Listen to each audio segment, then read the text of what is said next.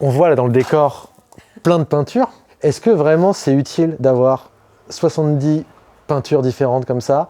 Évidemment que c'est intéressant d'avoir autant de gammes, déjà parce que c'est important d'avoir tout le choix de couleurs. Donc dans une gamme de peinture, il y a quand même plusieurs couleurs. Sur la couleur, je veux bien, mais et ensuite, il y a différentes qualités dans une même peinture. C'est-à-dire que tu as la peinture fine et tu as la peinture extra fine. La quantité de pigments n'est pas la même, la qualité des pigments n'est pas la même. Donc oui, ça a fait sens d'avoir autant de profondeur de gamme. En fait, ça sert à répondre à ça.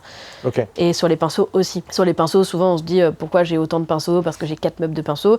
Mais parce qu'on n'a pas les mêmes pinceaux quand c'est de l'acrylique que quand c'est de l'aquarelle ou de l'huile. C'est-à-dire qu'on va avoir des pinceaux qui vont être manche court quand on va vouloir dessiner sur une table. Par exemple, quand on va peindre sur chevalet, l'avantage d'un pinceau manche long, c'est que ça nous permet d'avoir de la distance avec la toile.